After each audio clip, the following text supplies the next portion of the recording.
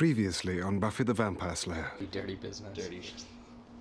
Not to be confused with Dirty Mike and the Boys. Oh, don't worry about Dirty Mike, though. Sweaty Mike and the Wet Denims. So maybe some intro music? It doesn't have to be that. It could be. It could be if we wanted. We'll figure something out. I think we should come up with something, though, for music-wise. Yes. Rather than just finding either stock music or some other song. Mm-hmm. Alright. And so today, pilot episode 1. Phantom Menace. But better. I don't know, Qui-Gon was pretty cool, but yeah. Other than that, it was we'll see. Pretty weak movie. Darth Maul was cool. Today we're gonna focus on the Ring of Honor pay-per-view from this past Friday night. Best in the World in Lowell, Massachusetts at the Lowell Auditorium. It was a night filled with wrestling.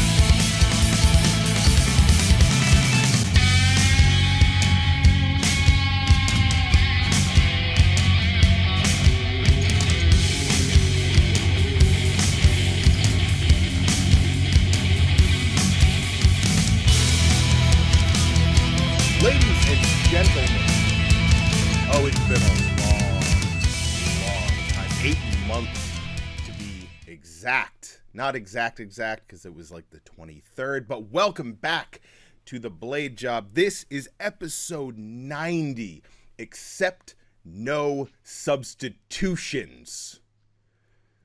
I've got Mags laughing already, so obviously my co-host at this time, who's frozen a little bit because he's all the way in the far-off land of England, is Mags himself. I know it's been a long time. I know that we just kind of vanished off the face of the earth. If you look, our last episode was called Scott's Triumphant Return. Scott returned to the show, and the show went under. But we never stopped caring. We were always here thinking about you. So we're back. The Blade Job is back. The original Blade Job. And don't get it mixed, my friends. This is a shoot. We are the OG, we are the original, and there are no substitutions except no imitations because we're back. Mags, I keep looking at my screen, but really I should be looking at the camera. Mags, how are you, my friend? I'm so glad that you have finally pulled your finger out of your arse and decided to come back to the world of podcasting. You know, and you and I have talked about this a couple of times over the past few months, and it's always something I've wanted to do. It's always something I have done. I mean, this podcast lasted for 2.5 years before I just gave up, which is pretty good for me because I usually give up on shit real quickly. Not gonna lie. Yeah, but you found a new passion in streaming, and I did. You let the show basically fall away, and then someone rose up and took your place. Hey, let's give them as little promotion as possible because I don't know who these people think they are. I was only going to say, but that has lit the fire underneath you for you to get back into the game, and so yeah, it's done exactly what it needed to do. I guess it has. And you know, we will cross that bridge and we will address that situation as it comes because let's be honest, this is where the big boys play. You know, don't worry about what's happening on USA. We're here on TNT. But we're not going under because we're not letting Vince Russo anywhere near this. But I think we have some professional wrestling to talk about because I never started my timer, and that's how I do. I mean, it wouldn't be a Blade Job podcast if I wasn't forgetting to do things. So I'm going to start with something a little, it just kind of popped into my head the other day. So I had a buddy come over last weekend to watch GCW Keep in Touch. So did you watch? I know it's a little late for you sometimes. No, do you know, and this is to my detriment. I've never watched a full GCW show. Oh, fair enough. I mean, GCW to me, so I pitched it to him because he had never seen a GCW show. And I said, hey, why don't you come over? I'm getting the GCW pay-per-view. Unfortunately, no Nick Gage because Nick Gage was injured at Beyond Wrestling the week prior to that in a freak accident. I mean, for a dude that does barbed wire and thumbtacks and light tubes to trip over a loose ring apron, that just sucks. That's just how it goes, but that sucks. The karma of the wrestling world, unfortunately. Yeah, no. So I told him to come over. I'm like, GCW is primarily a deathmatch promotion. You know, light tubes, thumbtacks, barbed wire, all the fixins. And so we're sitting down and, a match goes by, the second match goes by, the third match goes by. No ultra violence whatsoever. It was a straight up, pretty much a wrestling show. And he kind of looks at me and he goes, this is not what I expected, but I'm really enjoying it. Because it was a good wrestling show. And that kind of led me, everyone, you see it on Twitter. You see it all the time. If AEW is the new WCW, who's the new ECW? And I think it's GCW.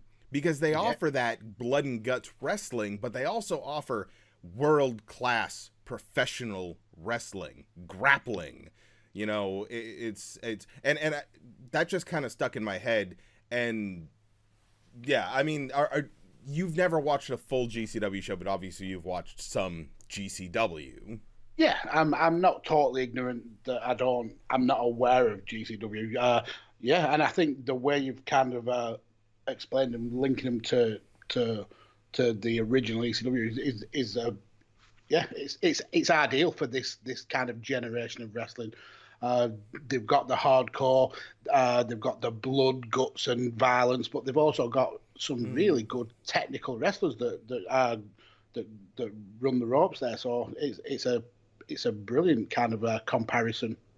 Now, it's like I was really shocked, once again, not knowing that the show was going to be kind of a more down the middle wrestling event. I was really shocked when I heard that Kylie Ray was signed.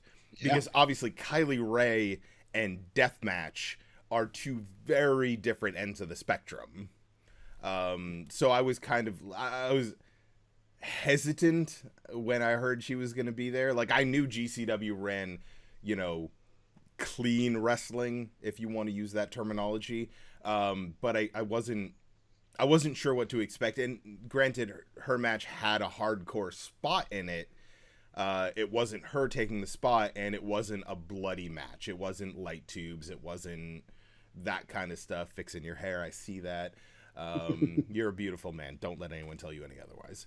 But yeah, but I just thought it was interesting to have someone come over completely unaware of what GCW is, explain it to them, and then have something completely opposite happen, which I thought was a pleasant surprise because the matches were fantastic. I don't think there was a bad match on that card.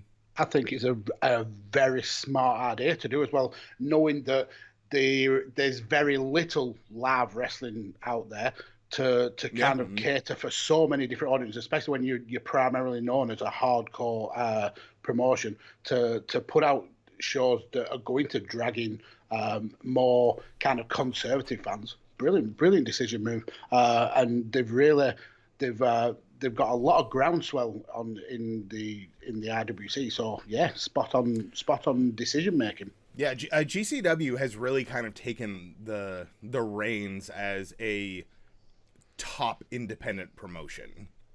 A lot of people are grasping at that ring. They're trying to make a name for themselves. One of the big ones, obviously, who has skyrocketed in the last couple of months is ICW No Holds Barred, who unfortunately last night had their event delayed due to extreme weather rolling through. You know, that's the tough part about running outside is if a giant storm rolls through, there's nothing you can do. You know, you just gotta, I mean, you have to think, yeah, this is a deathmatch promotion, but working in extreme weather conditions is much more hazardous for both the fans and the performers. And obviously nobody wants that. Nobody wants to get injured because they slipped in some mud. You know, that's just, once again, like you said, it's that karma that, you know, but ICW kind of went from fairly obscure deathmatch promotion to one of the top really, really quickly. And I feel like deathmatch wrestling specifically is in this renaissance right now. There's a lot of promotions that are running deathmatch style, and they're all doing really well, where typically deathmatch wrestling was not mainstream, except for maybe CZW, but we don't talk about them anymore because, you know, DJ Hyde's a piece of shit. Yeah, I think it's just a case of striking whilst the iron is hot. The fact that there's no wrestling to watch, really, it could have been any kind of style of wrestling that kind of pushed in, and it would have been taken to the RCW's fans' hearts. So yeah, it's good that these companies are coming through, and I think we're going to see a lot of these smaller promotions who maybe aren't so kind of financially bound. I know we've seen the likes of Evolve go under and be kind of snatched up, and they're leaving like big spots in that market for these smaller promotions to come and rise through and gain a big following. Because when these companies go, there's still a fan base there that wants wrestling, and it's almost like a phoenix rising from the ashes kind of effect, where one company goes and another one just rises up and takes its place. Sure. And it's interesting you mentioned that, because Evolve was always this unofficial farm league for WWE. Like a super indie. Yeah. But I kind of look at their rosters, both WWE and AEW right now, and Impact. A lot. I think you have to give a lot of credit to a promotion near and dear to my heart, a promotion that ran very, very close to Evolve and worked closely with them beyond wrestling. You look at AEW's roster, you look at WWE's roster, you look at Impact rosters, and you would be hard-pressed to find someone who didn't at least perform semi-regularly for Beyond. Yeah. They make jokes on Twitter all the time where if you watch a Beyond show, you're watching NXT 2 years from now. Yeah, pretty much. And it kind of sits to that, because we've definitely moved past the farm league system of yore, when you had OVW, you had Deep South, you had Smoky Mountain, you had all these territories that were essentially receiving financial backing from Vince McMahon so he could raid their roster whenever he needed somebody. Now Vince has NXT and Triple H has the Indies. So Triple H goes out to the Indies, finds the guys, finds the girls, brings them in, and then Vince goes, yeah, him. He's a ninja now.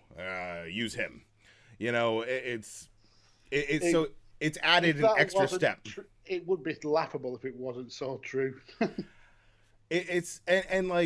here's the thing. I don't hate what they're doing with Tozawa right now. I don't like it. But I don't hate it. It's goofy. It's stupid, but you know, he's working. That's exactly the thing. He's working, and he's been featured on television frequently. And for anyone in WWE to be featured on television, that's huge, because they do have this massive roster with so many people under contract, especially between NXT, SmackDown, and Raw. There's a lot of people under that umbrella. An issue that another promotion is having, a promotion that you may have heard of called All Elite Wrestling, also known as AEW and the Cody fan base. Oops, did I make fun of Cody already? It only took me 11 minutes. Wow, we're going there, people. We're going there. Absolutely. So over the span of a week for AEW, they have 3 hours. They have 2 hours of Dynamite and they have 1 hour of Dark. Saying that, Dark over the last couple of months has been well over an hour, sometimes going into 2 hours. So they've got ample time to feature stars, if that's the path that the topic is going. Yeah, kind of. It's what's interesting to me is not that. So, I mean, hiring up-and-coming talent, hiring, people who are big on the indies or what have you, and featuring them on your B show, there's nothing wrong with that. I mean, everybody's got to start somewhere. AJ Styles got his start on Thunder, he got to start in, NWA Wildside and the independent circuit and the territories, but, mainstream, he was on Thunder. He wasn't on Nitro. He wasn't on WCW pay-per-views. He was also only with the company for 2 months. But, even when he went to TNA, he wasn't main eventing right off the bat. He kind of had to work his way up. So having guys like Brendan Cutler and Sonny Kiss and even Joey Janela, guys that I really like, I get it. I understand why they're not main event, because they're maybe they're not ready, maybe they're maybe one of them's drunk on White Claw, it's hard to tell. But when you're constantly hiring bigger names, that's when you run into a problem. Because you want to feature them because they're a draw, they're a name. But when you've got within the span of 3 months, how many big signs has AEW done? Yeah, and how many of those big signings have gone straight to the top? That's it's so we've got Brody Lee, we've got FTR, we've got Michael Ryder, who I'm now calling him Michael Ryder, by the way. Matt Ryder. I can't think right now. Matt Cardona. Nope, his name is Matt Ryder for now. You've got, you've Cage. got Cage. You've got all these people, and you push them. They come in, you put them at the top, and then you immediately relegate them to mid-card or not appearing at all on Dynamite. Because we didn't see Cage at all this past week on Dynamite. Nope. He wasn't even there. And I think the worst one is Lance Archer. I think with the buzz that he came in with, they made him look like an absolute superstar. And then he fell prey to the Cordy virus. Yeah. Cordy-19. Yeah, I see what you did there. Lance Archer, Brian Cage, Brody Lee. These are monsters. These are guys coming in and they're billing them, not booking. They're billing them as these unbeatable monsters. And then they immediately lose. In the first feud. Archer should have won the TNT title. Period. Or if the storyline was he was going after Cody, which that storyline kind of started before the tournament. He shouldn't have been in the tournament. Cody and him should have not been in the tournament at all, because it took away a spot that would have given the rub to someone else. Sure. Or Archer's not in the tournament. Cody gets to the finals, Archer costs him the title. Yeah, exactly. There was plenty of ways to book Lance Archer in a way that maintained what he was and what they wanted him to be. But instead, they booked him to be another notch on Cody's belt. And I didn't agree. And I have grown. I have matured. I don't hate Cody as much as I used to. I just don't get it. I realize that a lot of my hate for Cody Rhodes comes from me just not understanding why he's so over. Because I see a guy who, he comes from a pedigree, who his father and his brother will always outshine him. It doesn't matter how high he books himself. Goldust and Dusty Rhodes will always be bigger stars. It's just the way it is. Yeah, I can understand that, but I can also understand him wanting to get out of them shadows. You don't, just because there's such a big kind of legacy to live up to, doesn't mean that you don't want to try and emulate or even like exceed what your like lineage came. What does interest me is he was a middling wrestler in WWE. Yeah. I mean, I'm not a hater at all of Cody Rhodes. I've made that abundantly clear, but I've never been a huge fan of him. He was always a kind of middle-of-the-road wrestler in WWE. He was brave enough to turn down big money to chance his arm on the indies. And even then, when he was in Ring of Honor and New Japan, he wasn't this kind of revered, loved character that he is now. Sure, he had like a kind of a small group of stan followers, but he was never kind of this big shot. And the only reason that he's so loved and so revered now is because he went to Tony Khan and made this company AEW on the back of pot shots towards the WWE.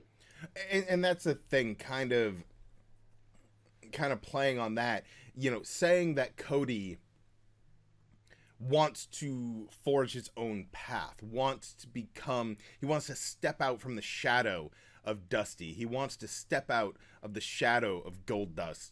He wants to, and the only reason I want to make clear, the only reason I call him Goldust is because when you say Dusty and Dustin right next to each other, it sounds weird, and I don't like it. He wants to step out of their shadow. He wants to be his own person, but the first thing he does is he removes Rhodes. I know at first it was because WWE was threatening to sue him, blah, blah, blah, and then they eventually said, you know what, fine, we can't stop you from doing that. So he has the ability to use the Rhodes name, but he chooses not to. Okay, that was step one. But that was it. He still uses his father's moves. He still uses his brother's moves. He still talks about his legacy all the time. He still, like, he made that attempt for about 8 seconds and then went, ooh, but people like when I do the bionic elbow. People like when I do, because let's be honest, the Crossroads is essentially just an inverted final cut. And the disaster kick could very well be the very worst disaster kick that anybody does in the business. He hesitates too long on the ropes, for one thing. Yeah. He gets up there and then he looks around like he's looking for Brandy so he can wave at her and be like, look at me, I'm doing it. It's just like, I don't hate him. He is not a bad professional wrestler. Cody Rhodes is not bad. I just don't get it. I really don't understand. And there's a lot of people that I don't understand. And I think that's a thing about being a wrestling fan. Some people like certain wrestlers, some people don't. It's funny because you're frozen a little on the video, so you're just kind of staring awkwardly out into the side of, you're just like, oh, you're back. Hey. So it's like, obviously everyone likes their own people. Like you love Roddy Strong. You've made that very clear. He's arguably one of the top 3 wrestlers in the world. See? I don't think he's one of the top 3 in the world. I like him. Well, you're wrong. See? But the issue that we come into is, you know, we're having this conversation right now civilly. Mm-hmm. These conversations typically don't end in a civil manner. A lot of the times they end in a very uncivil manner. Usually with a mute or a block or kind of people bum rushing you to attack. Usually, Sure, that's my experience of it anyway. I don't really have a timer on. Oh yeah, I do. I finally found the timer on the actual recording software. Look at me. It's and that's an issue that obviously we have been dealing with over the past. I mean, you can easily just say the past forever on Twitter within the IWC, if you will. But especially over the past couple of weeks, I think it's been getting worse and worse and worse. I don't want to go into that because honestly, I think the particular situation that's happening, I think it needs to go away. I think people need to stop talking about it because it's not constructive in any way. However, I do want to talk about the fact that when you joined wrestling Twitter, you and I joined wrestling Twitter roughly around the same time. Yeah, pretty much. About 3 years ago. Yeah. Somewhere in that vicinity. It was I think it was about 2016 for me. I got dragged into New Japan. Sure. Through some mutuals who were also into wrestling, but I wasn't into like the Twitter side of wrestling. I got dragged into New Japan, into a couple of DM groups about it, and then now I'm the biggest thing in wrestling Twitter since sliced bread. It's true. It's true. The last I heard, you are currently not true. the executive vice president of Smark to Death. I am. I carry that brand. I carry the brand. Simple as that. Which was a podcast, but then wasn't a podcast. Now it's a podcast. No, now it's a network of podcasts. I thought he started doing a podcast again. No, he's the leader of a network as well as a podcast. So it's a cult. You could say it. We're very cultish. It's got cultish features. Do you guys wear robes and chant and like do nude wrestling and things like that? I mean, I'm just wondering if I should sign up or not. We sometimes do a Matt Willis special and go pants off for the podcast. Who doesn't? I mean, you don't know what's going on here right now. It's just a situation where when you and I joined, I think the reason that you and I became friends was because there was a lot less infighting at the time. You were able to get into these group conversations with people where, because I look at my following on Twitter and I look at the people that I follow and the people that I interact with, most of them go back to that time. Mm-hmm. Most of the newer people have either been muted or blocked or unfollowed because they see myself or you tagged in a, hey, tag some wrestling people that you like, and they follow us, and then we immediately see them, you know, dropping hard F-bombs about Sonny Kiss or something, and we go, well, hold on there a second. Yeah, bye-bye. Because I don't know how many people I had to unfollow when AEW launched who were complaining that Nyla Rose can't be women's champion. Oh, I blocked. I was actually talking about this with our friend Mark, and I've actually blocked only 12 people who were actually dicks. Apart from the times when there's been a big like issue like the AEW stuff and the Nyla Rose stuff, when I've had to go on a mad blocking spree of people like that. It's I yearn for the days that we could have these conversations on Twitter. We used to have some pretty wild threads that go off on these mad tangents. And, we would. And now you kind of, for an app that is based on being social, if you have a different opinion about anything, whether it's constructive or whether it's biased or anything like that, it's very difficult to share that opinion and not get some sort of backlash for it. Oh no, it's absolutely true, and obviously it's really, really hard to relay sarcasm or, you know, tongue-in-cheek comments over Twitter, because in your head you see something that's kind of satirical or sarcastic that you're typing out, but someone else sees it as quite literal. And then you have people like, I've had to tell plenty of people recently, like, chill, man, I'm making a joke. It's a joke. It's not real. It's fictional. It's none of this is real in the first place. The only thing that is real, and this is the one thing that I will bring up, is you need to remember there are people behind these characters that we see on TV. There is a person who is playing the character of Nyla Rose. There is a person who is playing the character of Sonny Kiss. There is a person, and I hate to say it, that is playing the character of Cody. These are real people. And unfortunately, people don't see that. Nope.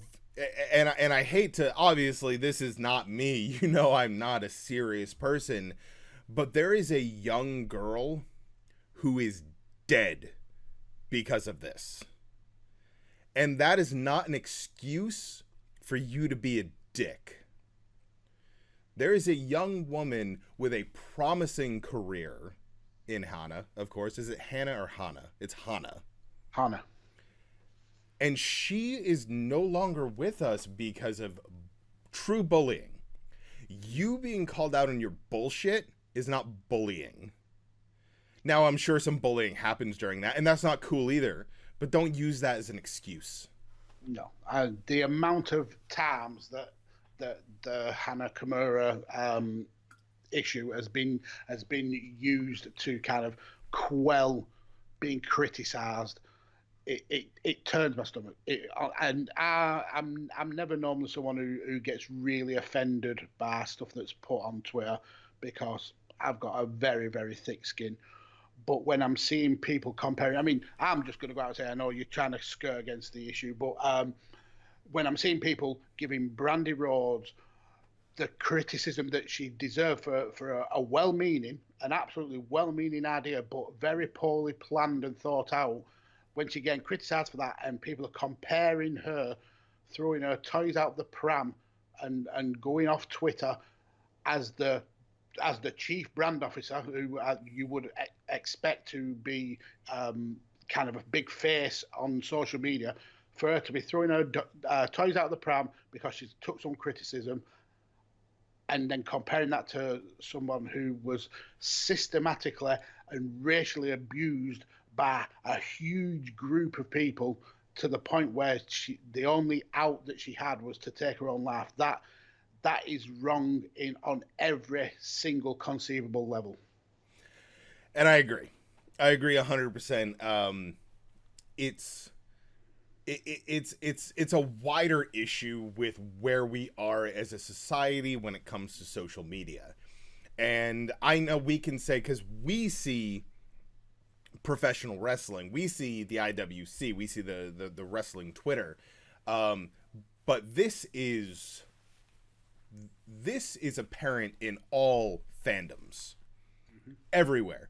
It's just we are most familiar with the IWC, with what we see on Twitter. You know, it's these people, and I'm talking about the wrestlers. Not all of them are the character that they portray. You know, Kevin Owens. Let's use Kevin Owens as an example. I have never heard any stories about Kevin Owens as a person that say he is anything like the Kevin Owens we see on television. No, because he's an actor. He's acting a role. Pretty much. And you know, some wrestlers are acting less than others. Obviously, you know, like it's just the nature of the beast. Unfortunately, it turned out that Hulk Hogan was actually a narcissistic asshole, just like he was on television. Who would have thought that Terry Bollea was a dick? Well, that's what you get for eating your vitamins and saying your prayers, kids. Yeah, you turn be unhealthy and happy. You're turned into a multi-millionaire who pretty much gets to do whatever he wants and will always be a Hall of Famer. It's just, you know, things are so different now with social media. This kind of ties all the way back to how we started, where, you know, promotions who used to be kind of nothing have stepped up through social media promotion, through, you know, word of mouth, and through these streaming services, the ability to get instant access to hundreds of promotions that you may not have even known they existed. It's this instant access to everything wrestling related, whether it's the WWE Network or Impact Plus or IWTV or Power Slam TV. Like, there are so many streaming services that allow you to watch whatever you want. And yet, that same widespread social media that allows you to see all of this professional wrestling has given you the ability to criticize these people and these promotions at a constant rate. And even though you have access to thousands of professional wrestling promotions, you would rather watch WWE and AEW and then complain. I have, in all the time I've been involved in wrestling Twitter, and in all the time I've been in podcasting, I have never understood that mindset. Hold on, never. I'm doing a visual gag. Hilarious. Why? Like, I don't get it. Like, why are we spending all of this time and all of this energy and all of this passion complaining when we can be watching GCW, we can be watching Beyond, we can be watching H2O, we can be watching ICW No Holds Barred. We could be watching Synergy. What else aired last night? St. Louis Anarchy. There's thousands of promotions out there. Why are you so fixated on two eccentric billionaires who just want your money? And this week has proved that with the Brandy Rhodes has had here. That it's about money. It's about monetizing a feverish fan base. Yeah. And I don't think a lot of the fan base get that they're being worked. And that's the business. They are there to be worked, and they are falling into that kind of pattern, hook, line, and sinker. But with the kind of belief that these wrestlers are the friends, and they're not. These wrestlers are not your friends. These wrestlers are playing a character in order to separate you from your money. It is a business transaction. It's as simple as that.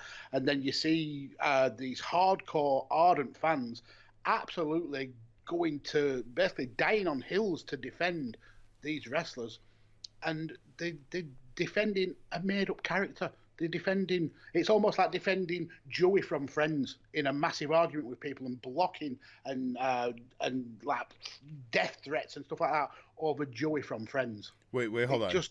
What's the issue with Joey from Friends? Come on, man. Exactly. There shouldn't be an issue. Like, you leave Joey out of this. Matt LeBlanc's a douchebag. Joey from Friends is cool. That's true. And separating those two is very difficult. It's hard, and I get it. It's kind of hard. Like, I've been lucky enough to befriend a select few professional wrestlers. Look at you, la-di-da name dropper. I'm not name dropping nobody.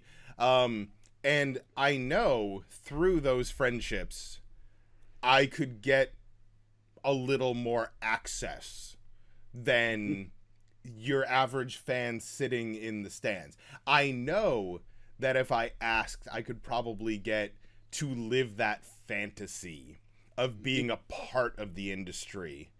But I don't, because there's a very big difference between the person that I speak to privately and the person who is either running a promotion or wrestling. Those are two different lives for them. And, you know, one of these people in particular, I knew before they were a professional wrestler. Now they are, and they're starting to gain some steam. They're starting to get noticed. They're starting to kind of make a name for themselves. Absolutely fantastic. Am I going to start going, well, hey, can you maybe get me in? You know, no, because that's not my world. That's their world. And that's their job. And we have no fucking right. I know, obviously, we pick shit apart. We make fun of things. Most of the time, it's just good, clean fun.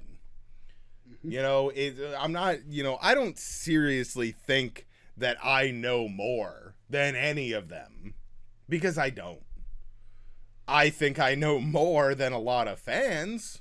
Because I pay attention and I look at things logically. I look at things with the thought of, how does this work? Because I like to know how things work. I don't look at it through a passion level. I don't go, I feel an emotion about this, I need to quickly type out my feelings.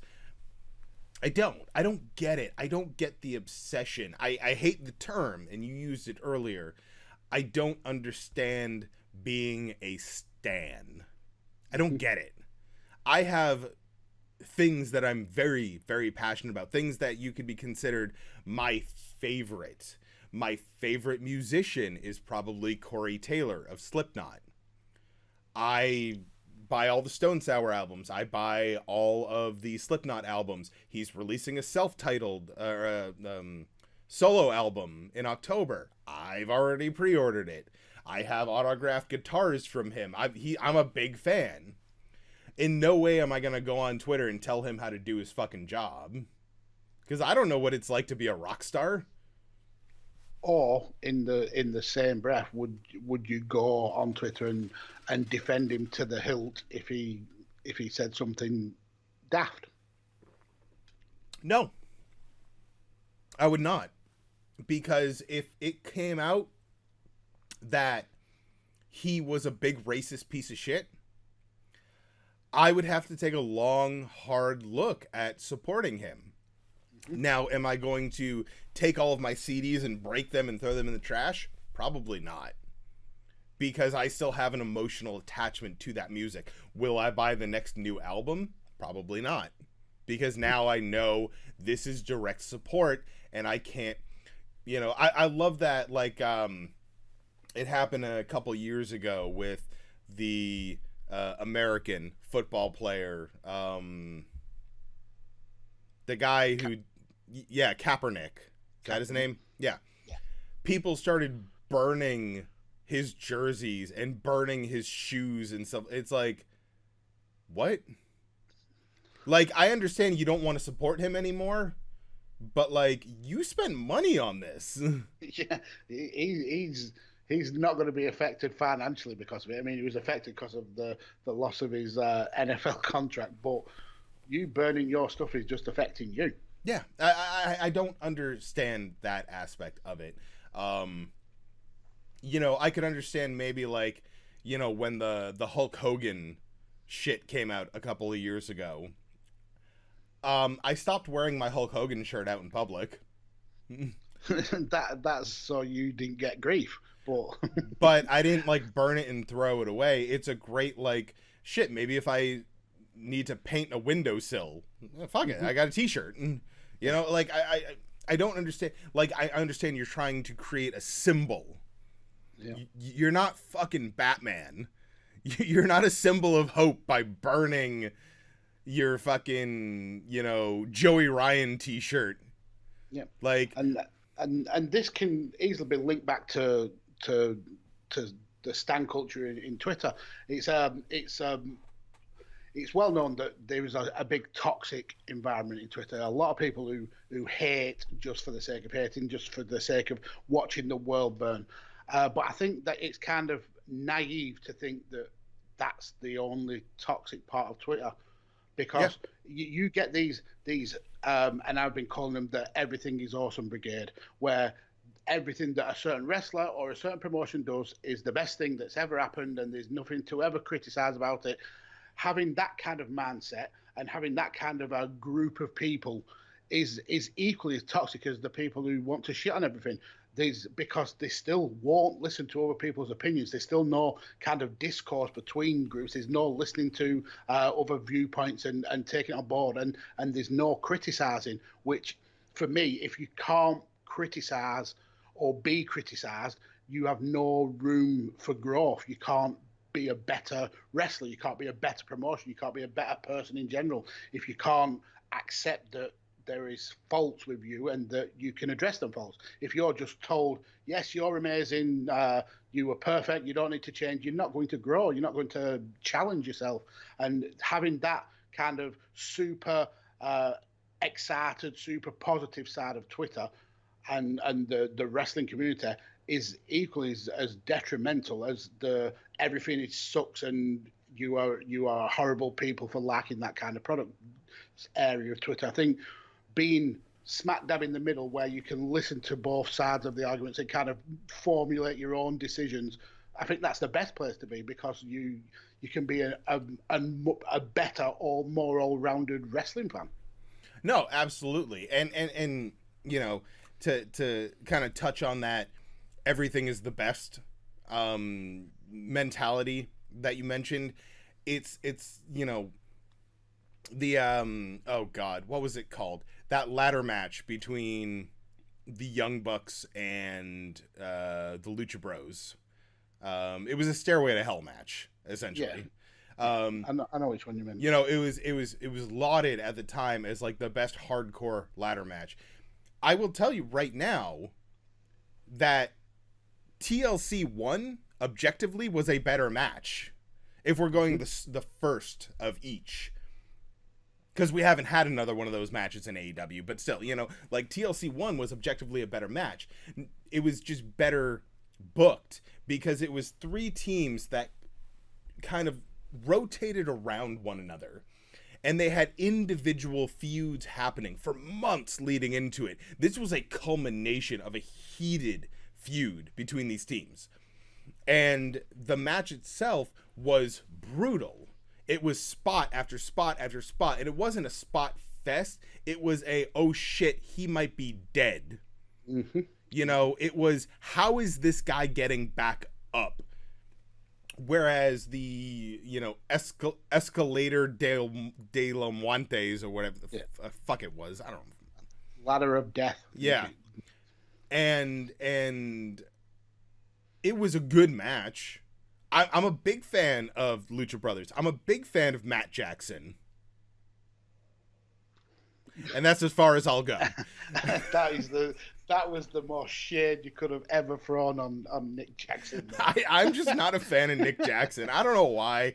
I think it's because he doesn't have like great mutton chops. I don't know, like. But even going to that match, I think even the North American 6-man ladder match in NXT was a better ladder match. Yeah.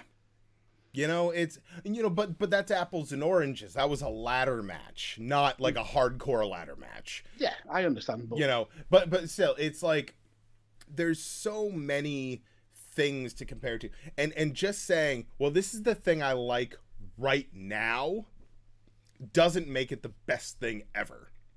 Well, there's an even clearer example of that from AEW. The tag team match between the Bucks and the Mega Cowboys. It got lauded as the best tag team match that there has ever been in the history of the world. And even people like Uncle Dave Meltzer were screaming from the rooftops that this may be the best ever tag match ever. And it was a really good tag match. But the best ever, literally the best tag team match ever. Mm-hmm. There's just so much. There's so much nepotism in fandom today that people think that what they like is the very, very best, and it's simply not the case. Yeah, no, it's I mean, I have seen in my life hundreds, if not thousands, of tag team matches. That was my bread and butter, tag team wrestling. Like, to say that something that happened in 2019? Or was it 2020? I can't It was earlier this year. I can't. I have no idea. I don't even know what year it is anymore. To say that something is the best ever is like the history preceding it almost, irrevocably says that that's false. Because we're not talking, if you said the best tag team match that the Young Bucks have ever had, the best tag team match that AEW has had, but to say the best tag team match ever, have you, Mr. Mags, the Magdalena, the whore of the blade job? Yeah, I just made a Bible joke. Mary Magdalene. Whatever. You're a whore. Have you seen every single tag match from every single independent promotion in every major promotion in the history of professional wrestling? Yes, I have. Fuck you. No, absolutely not. Nobody in the world has. Dave Shagger Meltzer has not seen every tag team match in the world. That's the thing. You can't say it's the best ever. Because how many people saw Lucha Bros versus EYFBO, now known as Proud and Powerful, at Beyond Wrestling American Rana 18? Yeah, exactly. There was about 500 of us in attendance, and then probably a couple, maybe 100,000 people on streaming. And then people who have seen it since then. We're still probably talking under 1 million people. Easily. That, to me, and this is how I say it, was the best tag team match that I have ever seen. Now, now, see those words that I used. Hear them. I have ever seen. In your personal opinion. That was the best tag team match I have ever seen. I never say it was the best tag team match ever, because it probably isn't. But I was live, so that changes everything. Being live at something, that changes the entire mentality. WWE live is not as good as WWE on television. The independents live are typically better than they are on television. It's a different world. It's a different experience. AEW, probably better live. Probably better on television than it is live, because it's a major production. There's certain camera cuts that are made to make things look better. You can hear... I love commentary. I love hearing commentary. AEW's commentary isn't always the best. Neither is WWE's. Don't get your panties in a twist. Commentary, it changes the experience. Have you ever watched someone play golf? Max, yes. You have. Have you ever played golf? Okay. And have you ever watched golf on television? I have. It's a lot more entertaining when someone's at least talking. Yeah. Going to watch golf live, it is incredibly tedious. It is a long day. You very rarely get a position where you can see what the hell's going on. Yeah, and you've got to also think that the ball is tiny, so it's about the size of a golf ball. Yeah.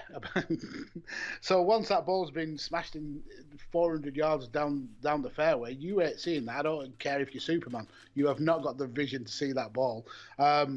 So yeah, but watching it on TV is a whole better experience. Oh yeah. I mean, not to a lot of people. Obviously, they probably don't get it, but yeah, it's just to say something is the best. Like I think you can say. I think there's an argument to be made to say that someone is the best at something ever, because we have a wide range of things to look at. once again though, it's my opinion, Dusty Rhodes was probably the best face promo of all time in general. I would say that Roddy Piper is the best heel promos of all time. Once again though, that's my opinion, and that's off of 30 or 40 years of stuff. I have made that informed decision on myself, and I know a lot of people agree with me. I know there's probably a lot of people that disagree with me. That's fine. And that's the subjectivity of wrestling. There's no right or wrong answer. It's all about how a certain facet of, or a certain wrestler, or in this case, a certain promo, how it appeals to you. Yeah, and that's exactly it. We need, as wrestling fans, to do better.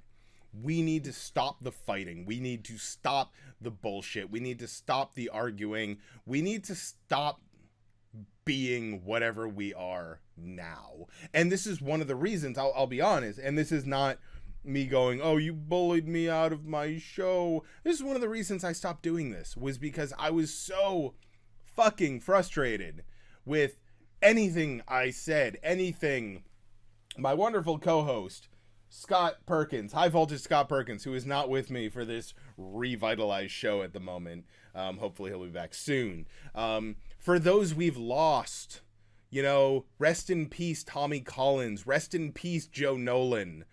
They're not dead, but they're dead to me.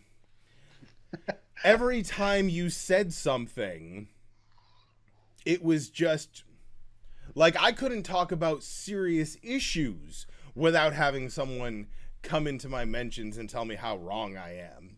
Mm-hmm. Whether it was what was happening in AEW as they were launching, whether it be what was happening with WWE at the time, whether it be elk violence, whether it be, whatever, it didn't matter. There was always someone who had something to say, and that's fine. That's your prerogative. You have every right to have an opinion on something, but you don't have the goddamn right to tell me my or Mag's. That's the wrong way. I pointed in the wrong direction at your camera. You have no right to tell us that our opinion. And that is the double-edged sword of wrestling Twitter in an absolute nutshell. It's brought us together. We've become very, very, very good friends through wrestling Twitter. Yeah. I've made some amazing connections. I speak to some amazing people on wrestling Twitter. But there's also that side of wrestling Twitter that is just a big old bag of dicks. Big bag of dicks. Just like, and you brought me right into it, Jay White. Jay White is a bag of dicks. Ladies and gentlemen, this has been the return of the Blade Job. Mags, can you please spout off all of the things where people can find you? You can see Twitter accounts down below, but still you have other podcasts, so please. Right. So I am involved in millions of podcasts. I've now called Mags All Pods, apparently. I have a podcast called Why We Watch, where I speak to fans and creators about why they love watching people in their underpants pretending to fart. Not so much the stands where they love the character, but the actual fans of wrestling. I have a podcast called Badlands, which I share with my podcast wife, Mr. Paul Toller, where we speak to other fans and formulate Mount Rushmores around topics in wrestling. There's some news coming up for that very soon. We may be kind of diversifying that show, so stay tuned for that. I do a UFC podcast with my son Carlos. That's actual farting, where people actually punch themselves in the face. Much like Raw Underground. Yeah, pretty much. That's called 5 Rounds, and I'm also involved with this tiny little project with at the Matt Attack UK and El Compacto New Conrad Newton, called Talk at the Table, where we just bitch about the news in wrestling and kind of give a bit of our take on the hot topics of wrestling every fortnight. So check that out. You can follow me on Twitter at MGBGraham. You'll find my horrific food takes on there. So come over, give me some grief, and yeah, just have fun with wrestling. Stop being so stanny. It's funny because you can see that that's not his Twitter handle, but it's funny to us, and if you know, you know. Ladies and gentlemen, I have been Nish Guy. He has been Mags. Once again, I'm pointing in the wrong direction. We're back, baby. I'm hoping that we're back. There you go, Mags. You got it. I'm hoping that we're back regularly, but if you've been a fan of this show in the past, you know it's never regular. We need more prune juice. We are not more fiber in our diet. The irritable bowel syndrome of podcasts. The irritable IBS podcast. That's, you know what? Fuck it. We're not going to fight anymore. You guys can have the name. We're the IBS podcast from now on. Ladies and gentlemen, subscribe on YouTube if you haven't. Follow me on Twitch, twitch.tv/nishguy. When we do the show live, wink, that's where you'll be able to find it. You've been fantastic. We're happy to be back. Hopefully next week we have less issues because this has been a very long morning/afternoon. Everyone, have a wonderful evening. Keep killing it. Don't be a dick to each other.